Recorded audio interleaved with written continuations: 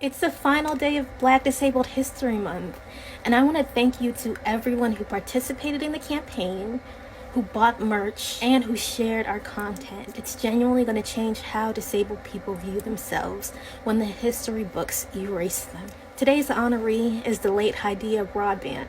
She passed away last week. Hydeia was an HIV activist since childhood, after being diagnosed with the disease at age 3 and developing AIDS at age 5.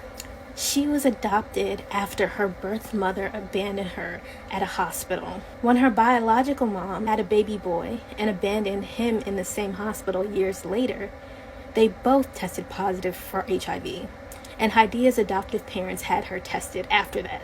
They learned Hydeia was HIV positive too. Her parents then decided to do something very revolutionary by allowing her to share her story publicly and live in her truth in a time when HIV/AIDS was less accepted. Their little girl came of age at a time when the disease was very politicized, and to be frank, still is. Many of us weren't born yet or were too young to remember the widespread panic and hysteria of the early HIV/AIDS epidemic, when the public didn't know what this mysterious disease was, how you could contract it, and how to treat it. In the 80s, HIV-positive kids like Hydeia Broadbent were even blocked from attending schools, with parents leading the charge to ban them, as seen with Ryan White. She is most known for her 1996 appearance on the Oprah Winfrey Show as a child, and she went on to establish the Hydeia L. Broadbent Foundation at 10 years old. That same year, she spoke at the RNC National Convention to destigmatize AIDS. Remember, this was the party of President Ronald Reagan, who famously ignored the HIV/AIDS epidemic during much of his first term as president.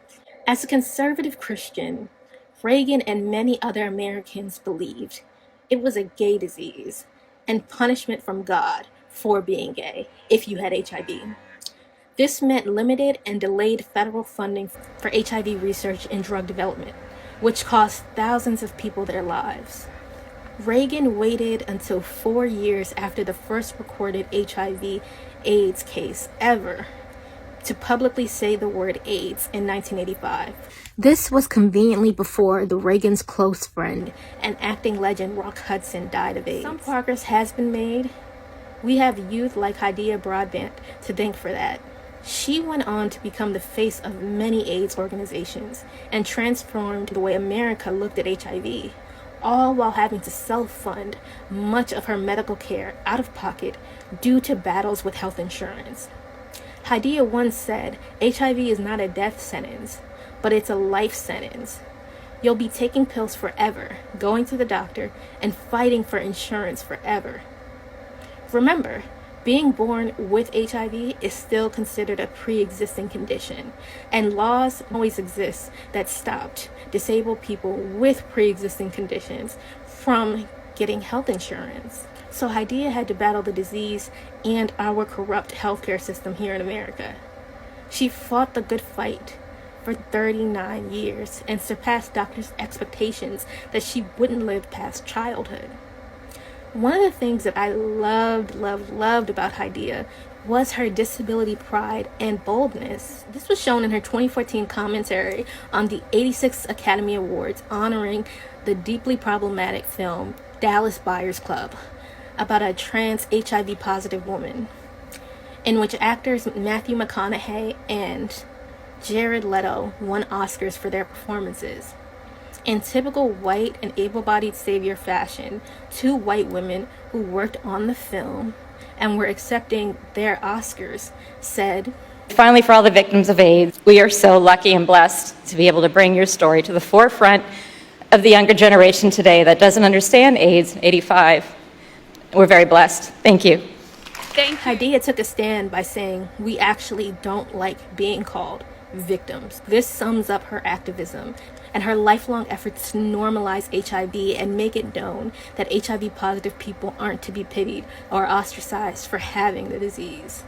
This is the disabled experience of being infantilized and portrayed as if you need non-disabled people to save you, an ideology Hydeia rejected.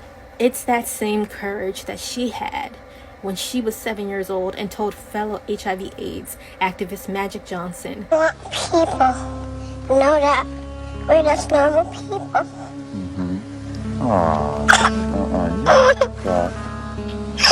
You don't have to cry because we are normal people, okay? disability is normal. She made Black disabled history. Let Hydeia never be forgotten, and rest in power, sis.